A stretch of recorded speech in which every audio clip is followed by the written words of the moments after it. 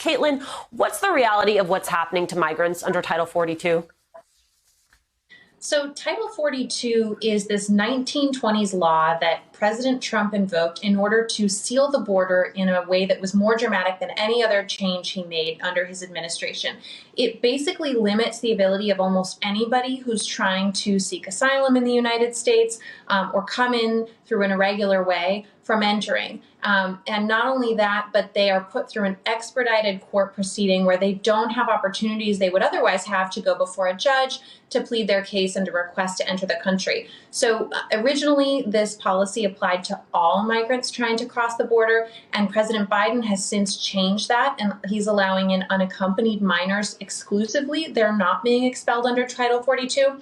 Everybody else is. And one thing that I think is important for your viewers to know is that right now there's so much talk in the country about the large number of unaccompanied minors crossing the border. What I'm hearing from advocates who work in those areas is that families are actually coming to the United States border together, but because of the way this order exists in place now, they're letting their children cross the border alone, knowing that if they came as a family and presented themselves, they wouldn't get in. And so it's actually, these advocates argue, contributing to the large number of unaccompanied minors who are overwhelming facilities like the ones that you're showing right now. Jess, are you hearing what Caitlin is hearing, and where then does that leave the Biden administration? I'm absolutely hearing what Caitlin is hearing. I would completely agree. Count myself among those advocates saying that Title 42 is contributing to the challenges we have with unaccompanied minors at the border. And, I would say that the Biden administration has done a lot of awesome things on immigration. And it is a little bit perplexing why they continue to keep Title 42, given that we know it is starting to contribute to one of their biggest challenges. We have been advocating at Families Belong Together to end Title 42 immediately, particularly because it has a disproportionate impact on Haitian migrants who have been very hurt by Title 42 and we're very worried about. We think that the Biden administration has everything they need to be able to stop this right now, including the fact that the CDC and others, the other public health experts have written to the CDC and others to make sure that they know that this has no public health basis. So anyone who's saying that Title 42 is about public health is absolutely wrong.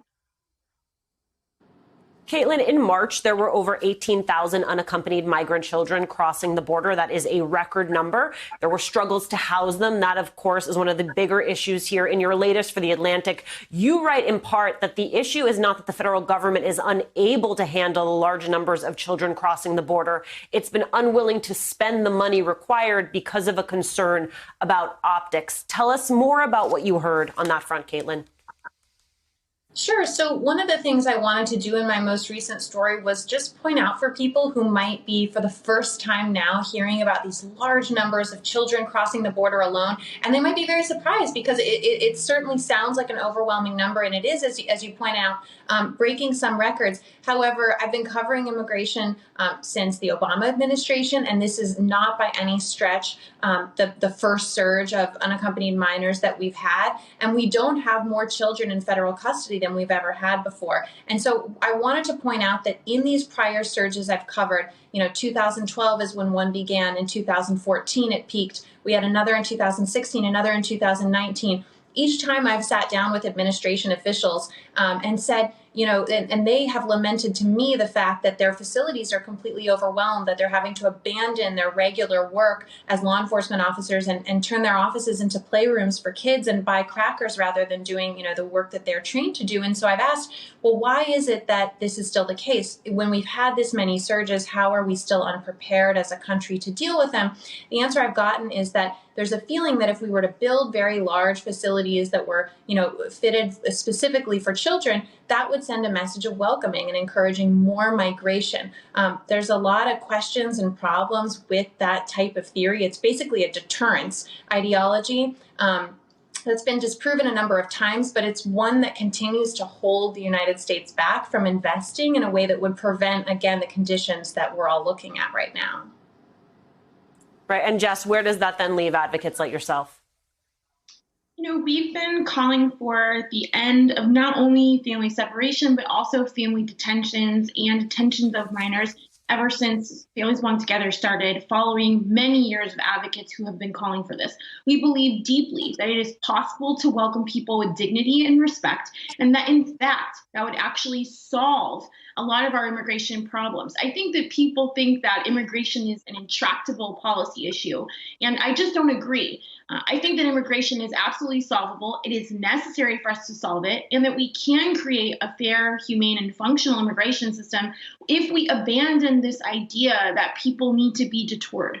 That's not how migrants make decisions about whether or not to come to the United States.